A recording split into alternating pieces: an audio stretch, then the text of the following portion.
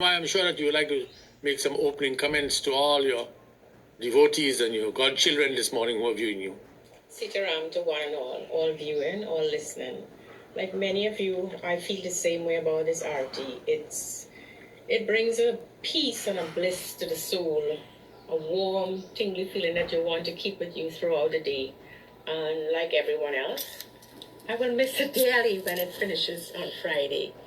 But there'll be so many other RTs for you to follow in and to join in and to enjoy. But to me, Bhagavad RT is just pure peace and bliss. I just truly know how you all feel. It brings tears to my eyes. So for the next few days, let's enjoy and live. Lime Radio has a tagline I'm looking at right now. Live in the moment every day. It's so apt. So continue listening on the program this morning. Stay tuned. Thank you. So there you have it. Your Gurumaa is here this morning, and this morning she's here to conduct an interview, which will be coming up shortly. But in the meantime, this morning on the Krishnam Forum, is there any advice you want to share with people? So many things are happening, so many things are taking place in the country presently.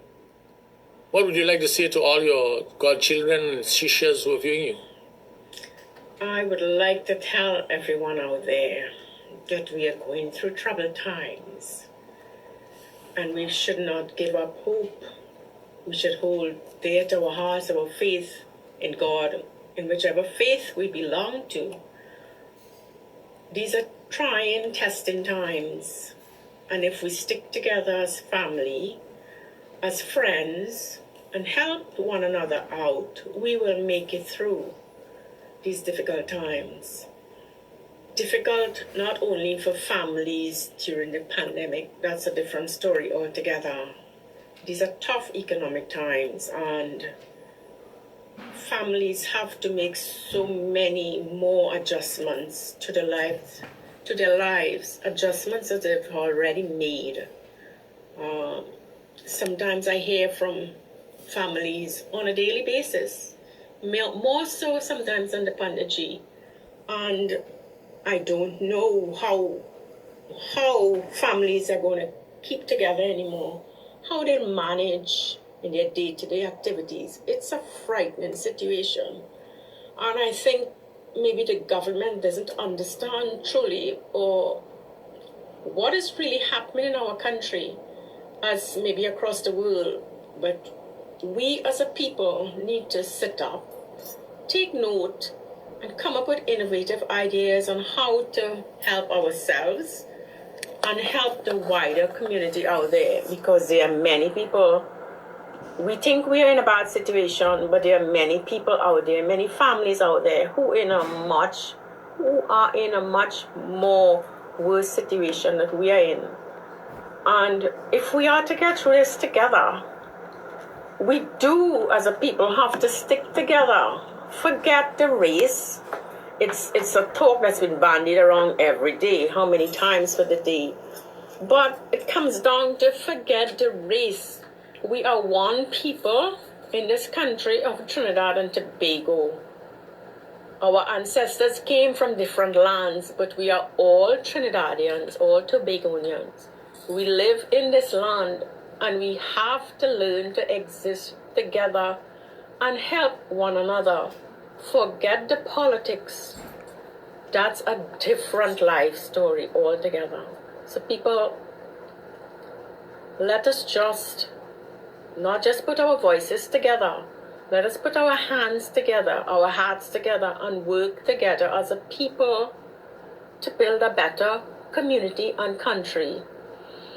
I know this is just mere words, but to me, if I utter it and someone else utter it, maybe it will actually become practice and action. Panditji. Yes, and such beautiful words from your Gurumaa this morning.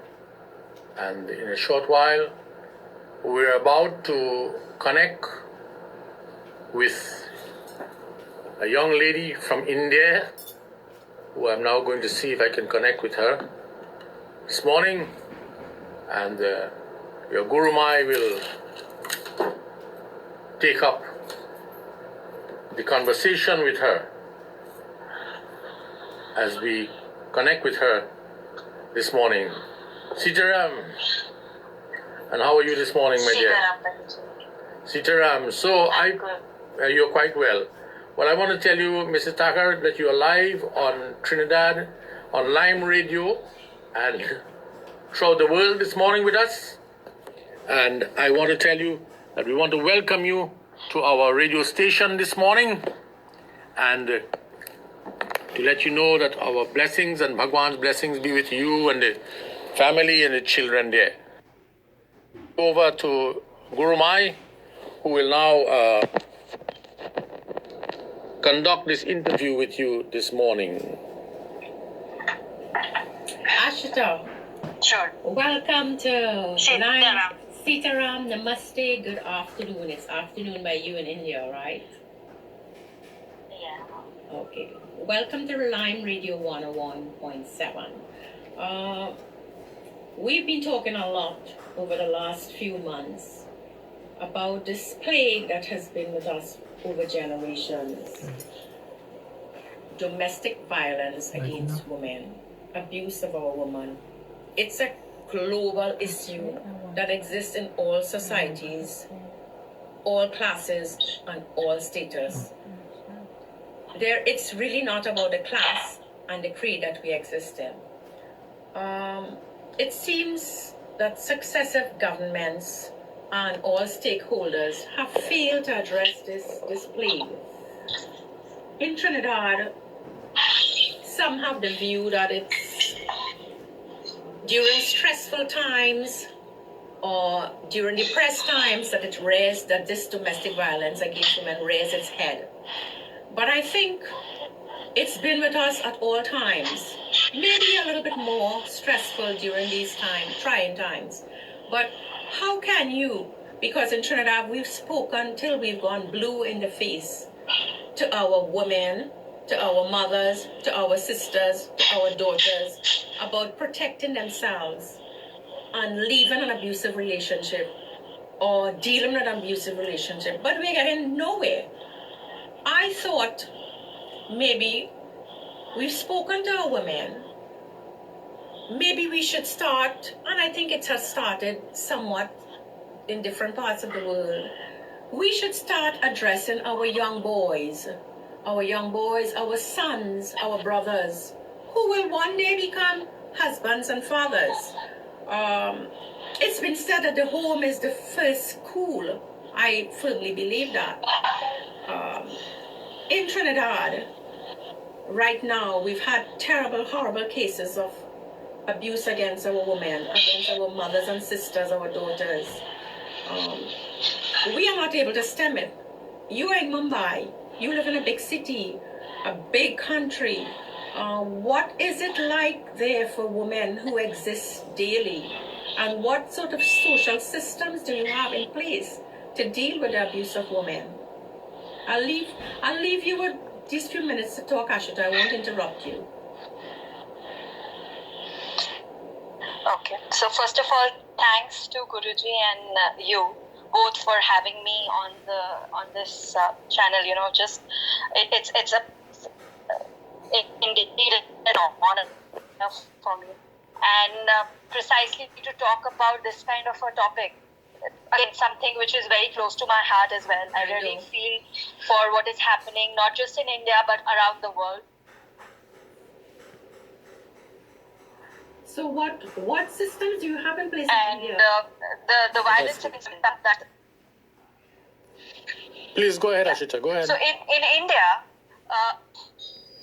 so this thing is definitely something that we are, looking at in India as well. Lots of cases being reported every day for the violence against women. And it's not just in the big cities, it's also in villages. And it's also in all over India, we face this issue. And just to give you some statistics, even in India, you won't believe that there is like 35% of women have experienced this in their lifetime. So it's really bad because it includes all types of violence. It's physical violence from spouses, It could be anything, which women deal every day, not only in their homes, but in their offices, on their way to work, on their way back from work. So this is something which is indeed very ugly. The cases that we go on, we see every day. There is a lot of socio-economic dependency of women due to all these cases. There is so much of fear of social exclusion, banishment from the society, and there is a lack of effective response to the violence as well.